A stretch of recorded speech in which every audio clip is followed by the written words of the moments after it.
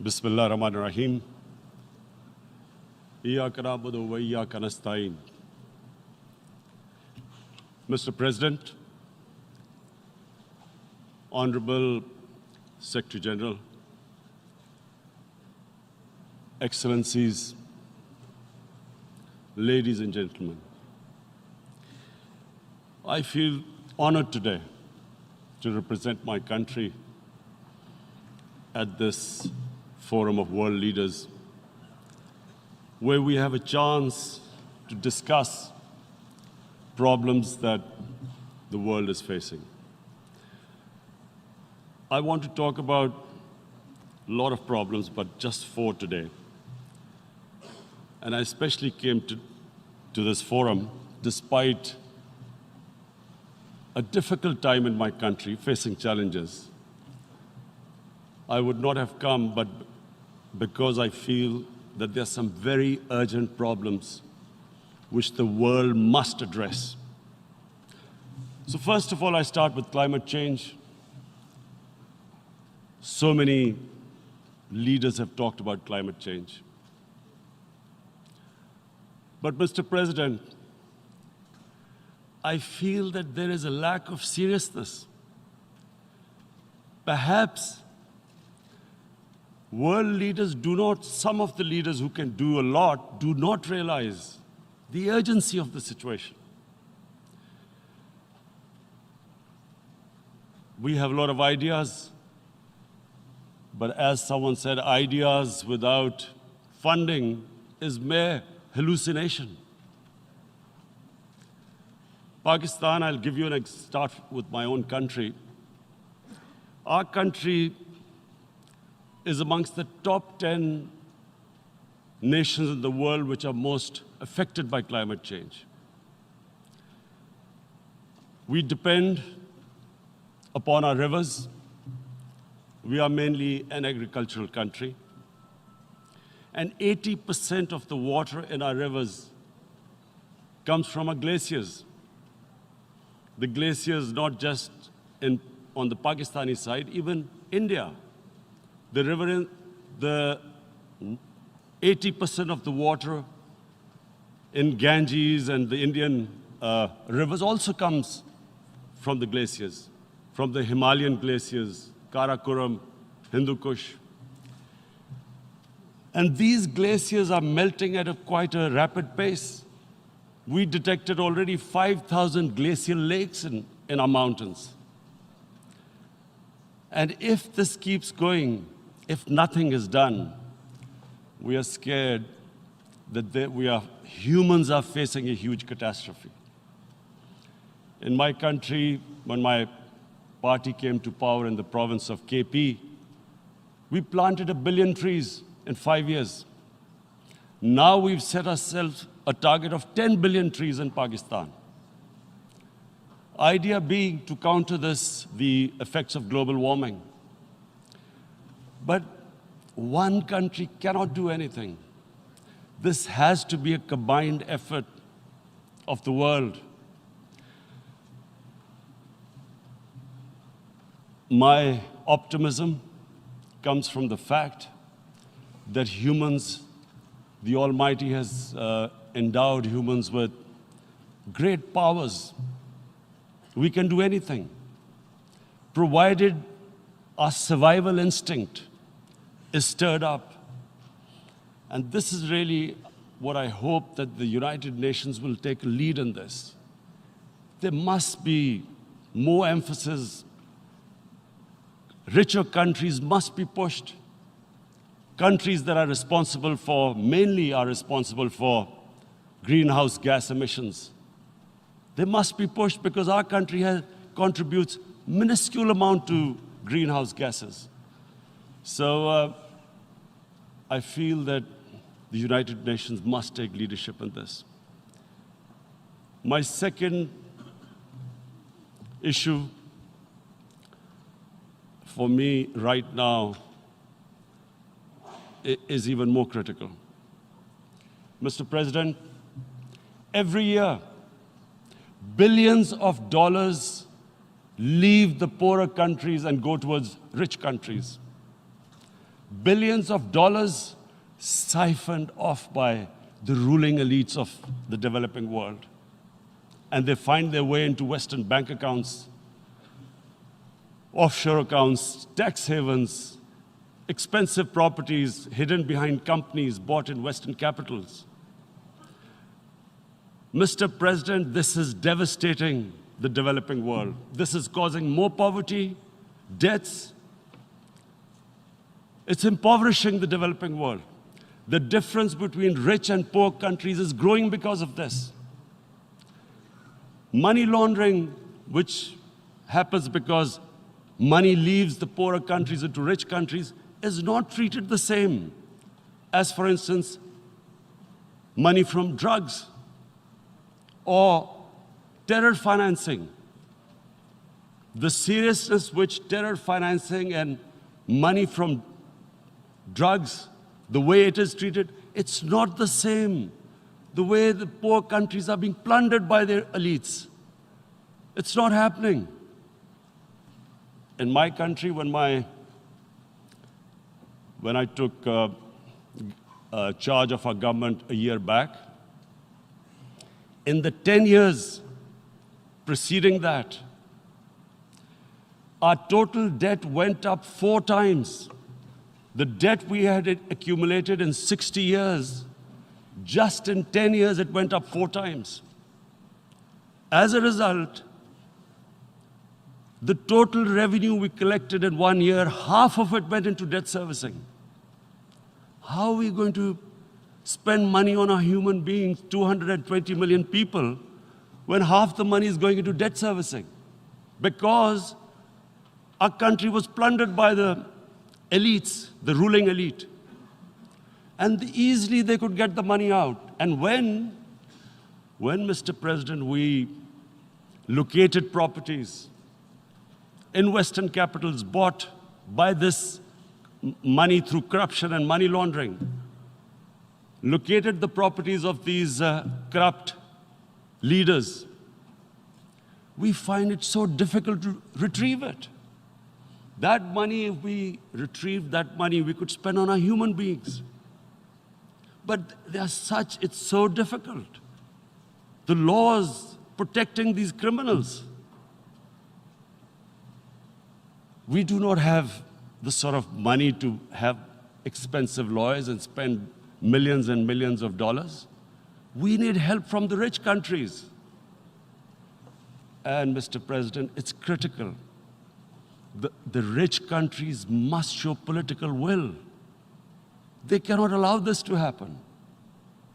How can the poor countries spend money on human development, which the United Nations asks, SDG? How are we going to do it when this money can easily leave our countries?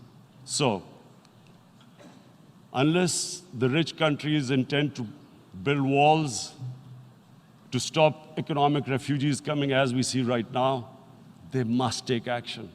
They must take action now. It must be a deterrent. Corrupt ruling elites should not be able to take money out easily and park it into foreign bank accounts and into these properties abroad. And I never understand why. Why do we have these tax havens? Why is this allowed? Why shouldn't rich people pay taxes? Why is it legal to have these tax havens where you have these secret accounts? Because, the world is changing. The population of the world is growing. Sooner or later, you're going to have a crisis. If the poor get poorer and the rich get richer, there is going to be a crisis sooner or later. So this is my second point. I hope that the United Nations takes a lead in this. It involves the IMF, the World Bank, Asian Development Bank. They must find a way of stopping this plunder of the developing world. My third point is Islamophobia. There are 1.3 billion Muslims in this world. There are millions of Muslims living in other countries, European countries, in the US, as minorities. Islamophobia, since 9/11, has grown at a pace where it is alarming. Human communities live together. There should be understanding amongst them. But Islamophobia is creating a division. Muslim women wearing hijab, it's become an issue. It's become an issue in some countries. Hijab is some sort of a weapon. A woman can take off her clothes in countries, but she can't put on more clothes. How is this happening? Because of Islamophobia. And how did this Islamophobia start? After 9/11. And why did it start? Because certain Western leaders equated terrorism with Islam. Islamic terrorism. Radical Islam. What is radical Islam? There is only one Islam, and that is the Islam we follow of Prophet Muhammad sallallahu alaihi wasallam. There is no other Islam. Radical Islam, Islamic terrorism, what message did they send to people in the West? And why is there Islamophobia? How is a person in New York, in the Midwest, in the US, in European capital, how is he going to distinguish between who is a moderate Muslim and who's a radical Muslim? Because terrorism has nothing to do with any religion. This Islamic terrorism, Islamic radicalism, and sadly used by leaders, this has been the main reason for this Islamophobia. And it has caused pain amongst Muslims. We in Muslim countries watch this Islamophobia traveling abroad, and it's getting worse. And may I just say, Mr. President, that in European countries, it is marginalizing Muslim communities. And we all know that marginalization leads to radicalization. Some of the people who ended up as militants in Syria and other places were from marginalized Muslim communities. And my point here is that we must address this issue. I'm sad to say that we Muslim leaders have not addressed this issue either. After 9/11, when this thing came about war against radical Islam, rather than Muslim leaders trying to explain to the West that there is no such thing as radical Islam, in all human communities, they are radicals. They're liberals and rest are moderate. All human communities, Christians, Jews, everyone has it. But Islam is not radical, neither Judaism, neither Christianity, neither Hinduism. No religion preaches radicalism. The basis of all religion is compassion and justice, which differentiates us from the animal kingdom. But unfortunately, the Muslim leadership was so scared of being called radical Islam that all of them became moderates. In Pakistan, we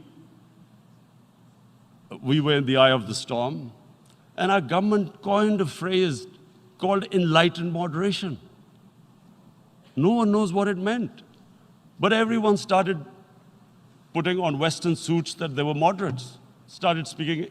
Even those who didn't know English would speak English because they were moderates.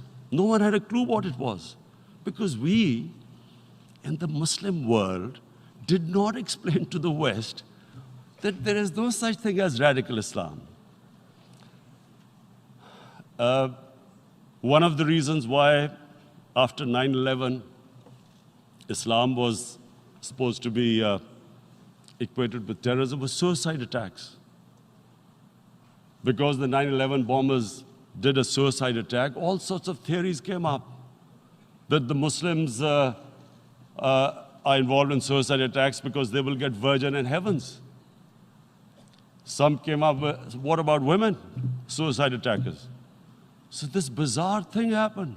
No one explained. Suicide attacks and Islam were equated. No one did research that before 9/11, the majority of suicide attacks in the world were by Tamil Tigers, who were Hindus. No one blamed Hinduism, and quite rightly. What has Hinduism got to do with what desperate people were doing in Sri Lanka? We all know we've seen films about Japanese kamikaze pilots at the end of the Second World War doing suicide attacks. No one blamed the religion. But here we were trying to prove we were moderates and not explaining to the West. But the most important thing I wanted to say here today, in explaining this Islamophobia, Mr. President, and I feel it's very important because I played professional sport in England, I spent a lot of time there, so I know how the Western mind works and how West views religion. So where the misunderstanding about Islam came. And one of the reasons it caused Islamophobia. That was, in 1989, this book was published, maligning, insulting, ridiculing our Prophet Muhammad sallallahu alaihi wasallam. And there was a reaction in the Muslim world. The West couldn't understand what was the problem. Because in the West, because I have spent so much time in the West, religion is perceived completely differently. They don't look upon religion like we do. And so, Islam was supposed to be an intolerant religion. It was against freedom of expression. And Islam took a real beating 30 years ago. I still remember it became a watershed. And every 2 or 3 years, someone would malign our Prophet, peace be upon him. There would be a reaction by the Muslims. And again, it was Islam, an intolerant religion. Again, this time, I blame a certain section of the people in the West who deliberately provoked this, knowing the impact it would have. But the majority of the people in the West didn't understand. This is where, again, Muslim leadership let the Muslims down. We should have explained to them what our Prophet, peace be upon him, means to us. So in 1 minute, I'll try and explain what he means to us. Our Prophet was the witness to the divine book, the Holy Quran. The Holy Quran is the book of guidance for Muslims, and the Prophet's life was living the Quran. He was an example of what the Quran guided us to be. So he is the ideal we all try to get to.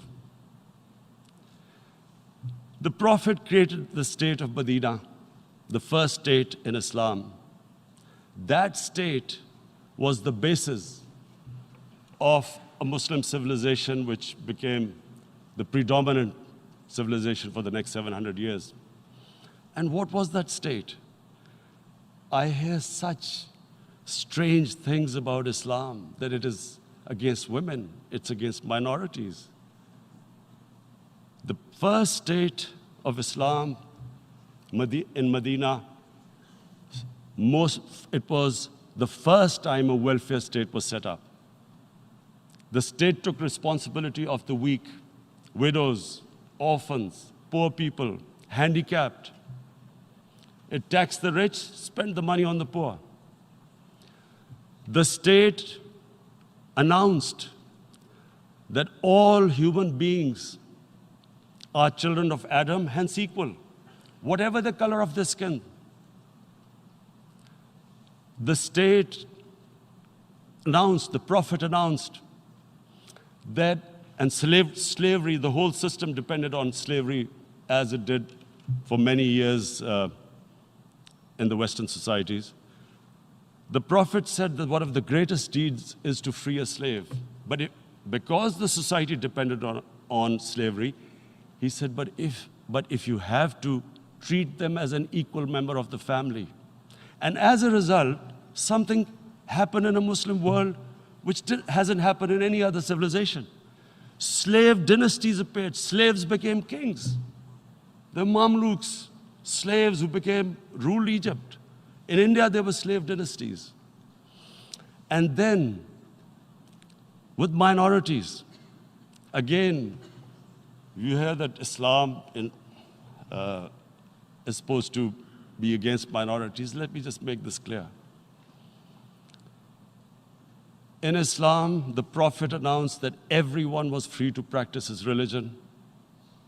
It was a sacred duty to protect the places of worship of all religions. He announced that every person is equal in front of law, whatever his religion or his color. And this incredible case, and I always quote this, that the fourth Khalifa, the head of state of Medina, he lost a court case against a Jewish citizen. So, number one, it showed there was a rule of law, no one was above law. And number two, that a Jewish citizen was an equal citizen. So, Mr. President, when a Muslim society is unjust to its minorities, it is going against the religion of Islam and our Prophet, peace be upon him. So, it is important to understand this. The Prophet lives in our hearts. When he's ridiculed, when he's insulted, it hurts. As we human beings understand one thing, the pain of the heart is far, far, far more hurtful than physical pain. And that's why the Muslims react. And I always thought that if I ever had the stage, I would try and explain this to the world community, especially to the Western community, because having lived in the Western community, people didn't understand this. When I first went as a teenager to England, there was a comedy film on Jesus Christ. It's unthinkable in Muslim societies. So we need to explain that, look, in a human community, we must be sensitive to what causes pain to other human beings. We have, in the Western society, and quite rightly, the Holocaust is treated with sensitivity because it gives the Jewish community pain. That's all we ask, that do not use freedom of speech to cause us pain by insulting our Holy Prophet. That's all we want. And now, the number fourth point, Mr. President, and this is the most critical point, is the reason why I especially came here. It is about what is happening in Kashmir. Before I go on this, I want to make one thing clear, that when we came to power, my first priority was that Pakistan would be a country which will try its best to bring peace. We had been through this war on terror. We joined the United States war on terror after 2001. And Pakistan went through one of its worst periods where 70,000 Pakistanis died and over 150 billion was lost to our economy.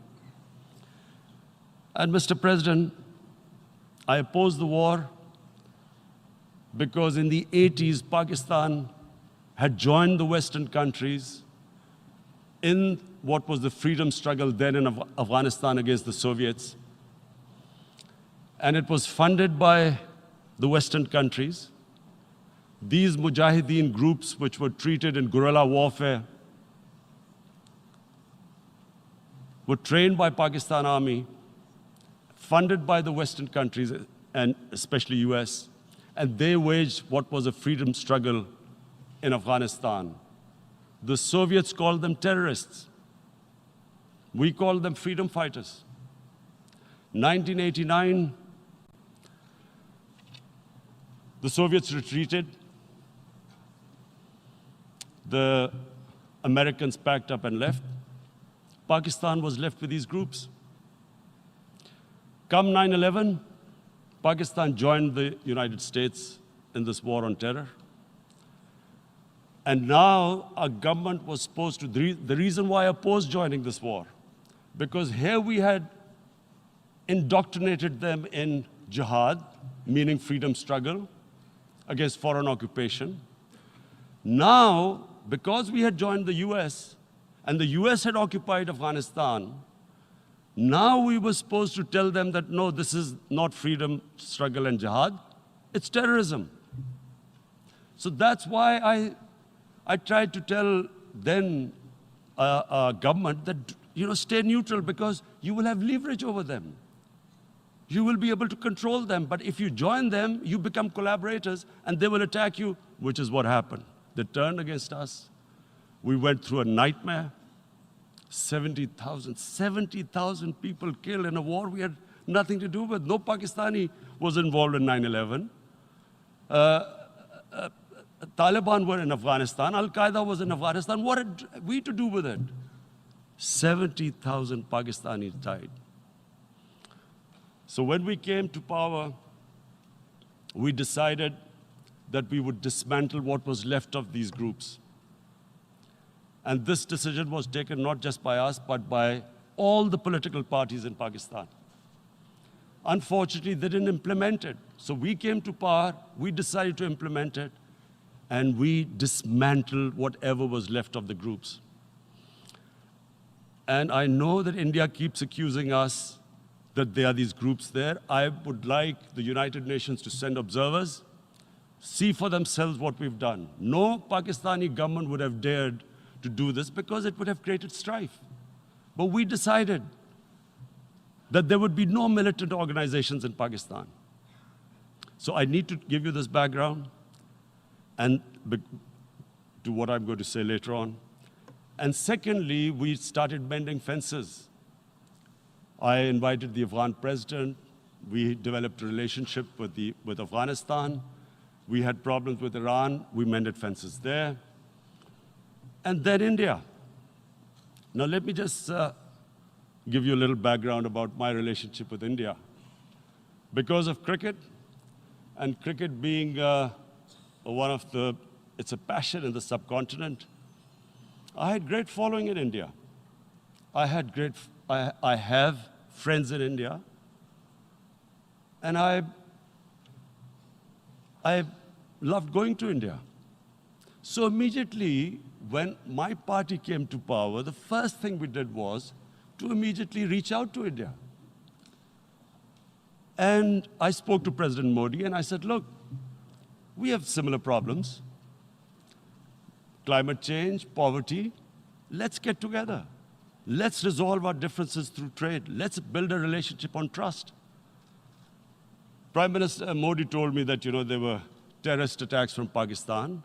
I said, we have problems with you. There are terrorist attacks which we know are instigated by India in Balochistan. We caught a spy, Kulbhushan Yadav, who admitted what the sabotage going on in Karachi and Balochistan. So we said, look, let's leave that behind. Let's move forward. Our main priority should be our people. The highest number of poor people live in the Indian subcontinent. Unfortunately, didn't make any headways. Our foreign ministers were supposed to meet on this in the UNGA last year. India canceled it. We thought that it's their election coming up. It's a nationalist, ultra-nationalist party. It doesn't want to cozy up to Pakistan.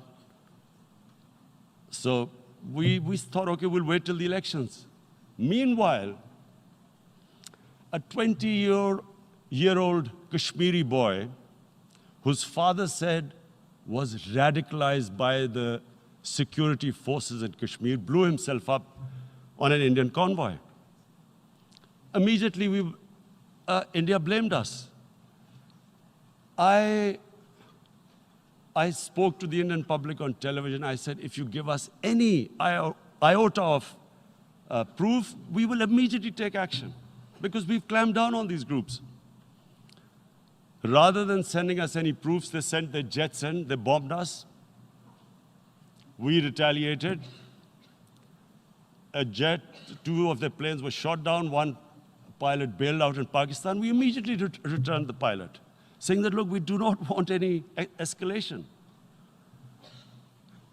Rather than taking that as a peace gesture, the entire campaign, almost the entire campaign of Mr. Modi in the election was how he had taught Pakistan a lesson that jets had killed 350 terrorists.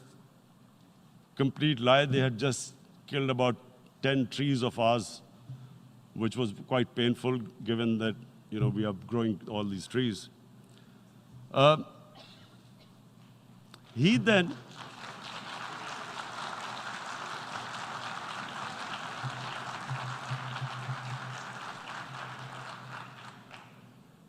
the election campaign, Mr. Modi used words like, this is just a trailer. The movie is about to start. I went into Pakistan and taught them a lesson. This was the election campaign. Okay, so we thought, us politicians make all these statements to win elections. So, okay, after elections, we'll get back to our normal relationship. Well, the moment the elections ended, we approached India. No response, but then we discovered they were trying to push us in the FATF blacklist to bankrupt us. That's when we realized there was an agenda.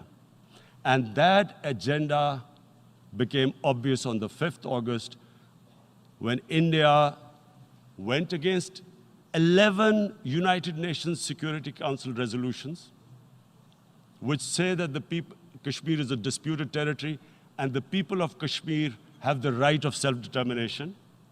They went against that.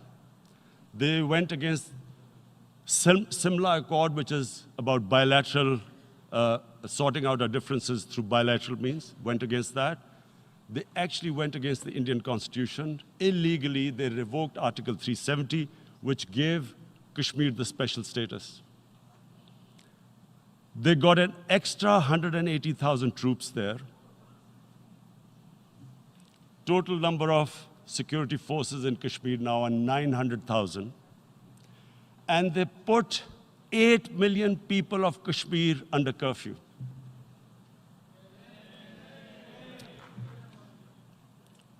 Mr. President,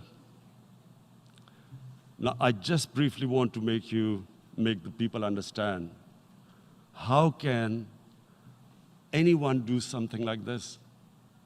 And for that, I have to explain to you what is RSS. RSS,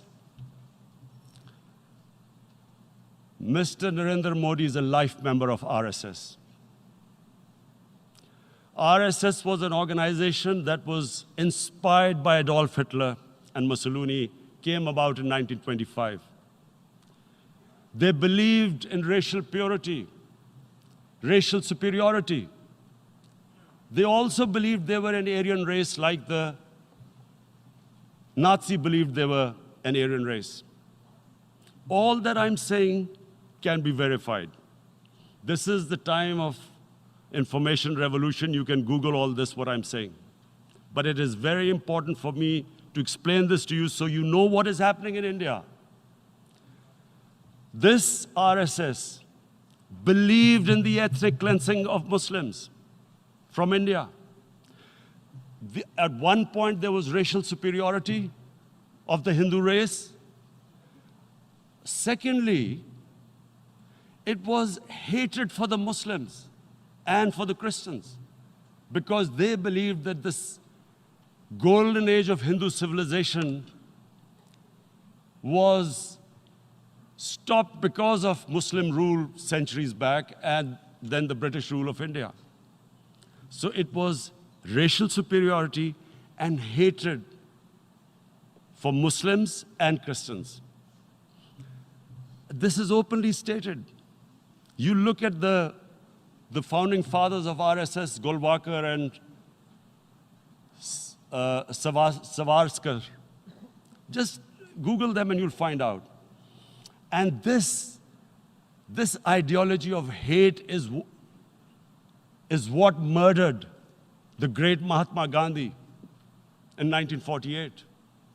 It was this ideology of hate that made Narendra Modi in 2002 do a pogrom against Muslims in Gujarat when he was the chief minister. He allowed 3 days for these RSS goons who were inspired by the Hitler brown shirts. They actually wear brown shirts. This RSS, the Congress Home Minister gave a statement that in RSS camps, terrorists are being trained. And these terrorists butchered 2,000 Muslims and 150,000 Muslims were made homeless. Narendra Modi could not travel to the US because of that. And I need to make you understand this background before I explain to you that what sort of a mindset would lay siege to 8 million people with 900,000 troops. Women, children, sick people, locked in as animals. In fact, of what I know of England, if 8 million animals were locked in, the RSPCA would have made a lot of noise about it. These are human beings.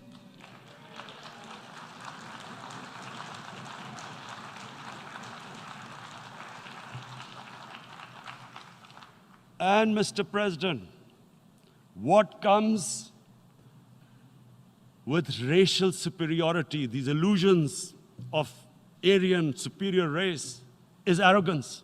The two go together. And it's arrogance that makes people make mistakes and do stupid things. Cruel things like what Narendra Modi has done. It's sheer arrogance.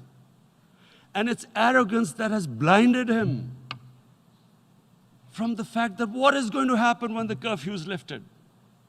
Has he thought about it? This hasn't been thought through. What is he going to do when he lifts the curfew? Does he think that people of Kashmir will quietly accept the status quo because India has changed the constitution and taken away the special status? They'll accept that? Mr. President, 100,000 Kashmiris have died in the past 30 years because they were denied the right given by the United Nations, the right for self-determination. 100,000 have died and 11,000 women have been raped. There are 2 human rights, United Nations human rights reports on this. The world hasn't done anything because India is a huge market, 1.2 billion people. Sadly, the material prevails over the human. But this has serious consequences. Again, I repeat, that's why I'm here. Look, what is going to happen when the curfew is lifted will be a bloodbath. The people will come out. There are 900,000 troops there. They haven't come to, as Narendra Modi says, he's done this for prosperity of Kashmir. This is supposed to be for the development. These 900,000 troops, what are they going to do when they come out? There'll be a bloodbath. Has he thought it through what happens then? Mr. President, has anyone thought that what happens when there is a bloodbath? What do you think the impact will have on people of Kashmir? What do you think they will think? The way they have been boxed in their houses, treated like worse than animals, no rights. Thousands of all the political leadership has been arrested, taken out of Kashmir. Even those Kashmiri leaders who were pro-India have been taken out. 13,000 boys have been picked up and taken to God knows which destinations. So what do they think? What will the people of Kashmir do when they lift the curfew? They will be out in the streets. And what will these soldiers do? They will shoot them. They've already used pellet guns, blinded young boys. In the last 6 years, the 5 years, the oppression that has gone on in Kashmir. And so, Kashmiris will be further radicalized. Mr. President, there will be another Pulwama. And guess what? India will blame us. They're already blaming us. They're saying all this is happening because of Pakistan.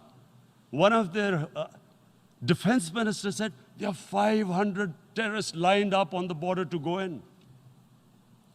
Why would Pakistan send 500 terrorists when there are 900,000 troops? What impact are they going to make? What will they do? And why don't we know that the moment there is some terrorist attack, all that will happen is there'll be further cruelty and oppression of the people of Kashmir. We will just give the 900,000 troops to further crush the people of Kashmir. And then we'll give the Indian government an excuse that, look, Pakistan is a terrorist state, and this mantra that has gone on, Islamic terrorism. The moment you use this catchword, Islamic terrorism, the whole world turns away. No one talks about human rights.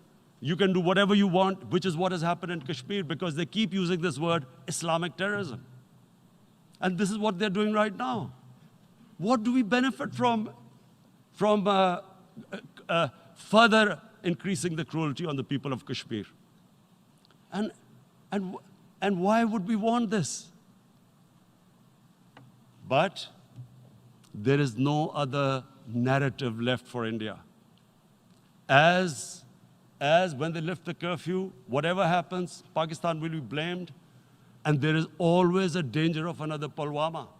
They might come and bomb us again, and then another cycle might start. And what does Narendra Modi think? That 180 million Muslims of India are thinking right now. Aren't they watching these Kashmiris stuck inside for 55 days they've been stuck in? Aren't they watching? What do you think?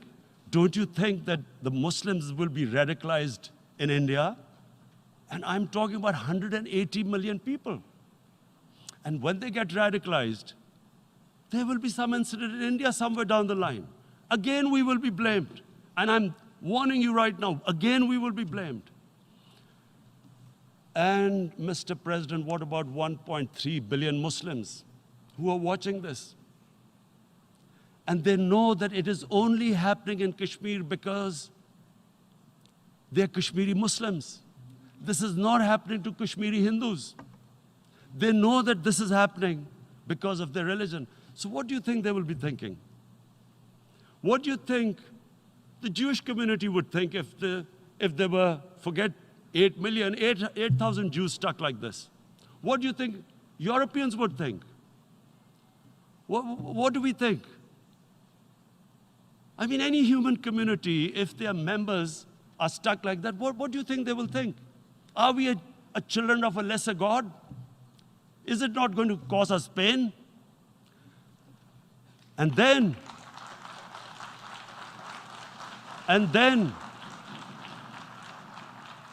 I'll tell you what will happen. People will, in the 1.3 billion Muslims, someone will pick up arms. I know we've been brought up with films, Western films. This good, decent guy doesn't get justice. He decides to pick up a gun and start seeking justice. There was a film made in New York, famous film called Death Wish. This guy gets mugged by and his family, his wife gets killed or something. He can't get justice.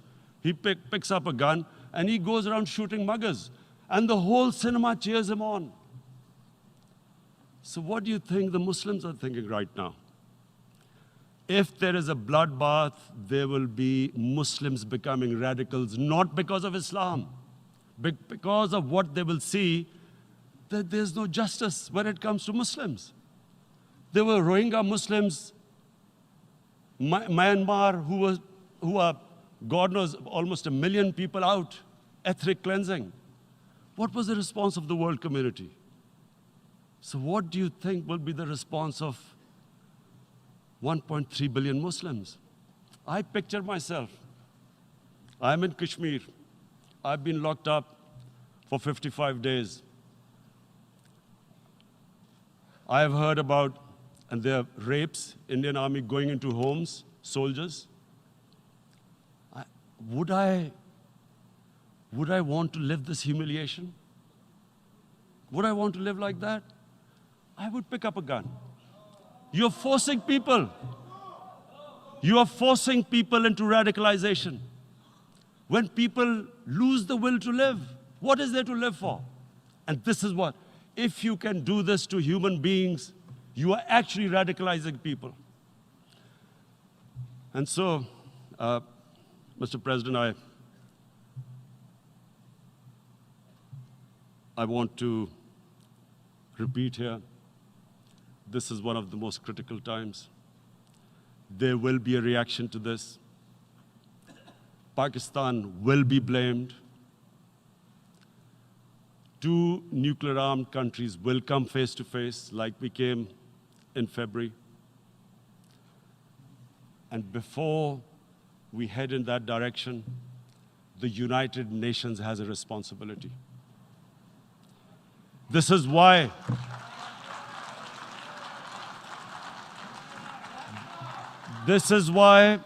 the United Nations came into being in 1945. You were supposed to stop this happening. I feel we are back to 1939, Munich. Czechoslovakia has been taken, annexed. What is the world community going to do? Is it going to appease a market of 1.2 billion, or is it going to stand up for justice and humanity?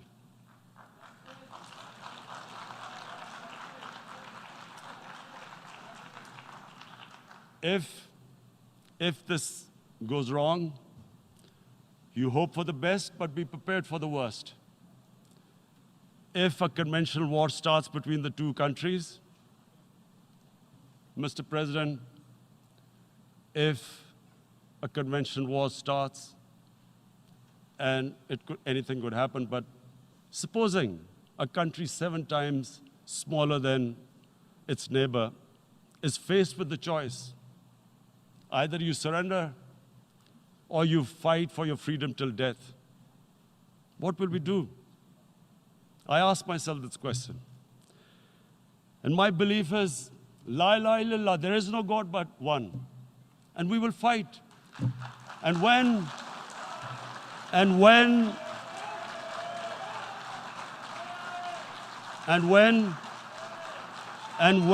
a nuclear-armed country fights to the end, it will have consequences far beyond the borders. It will have consequences for the world, which is why I repeat I'm here. Because I'm warning you, it's not a threat. It's a fair worry that where are we headed? And I've come here to tell the UN, you've got to, this is a test for the United Nations. You are the one who guaranteed the people of Kashmir the right of self-determination. They are suffering because of that.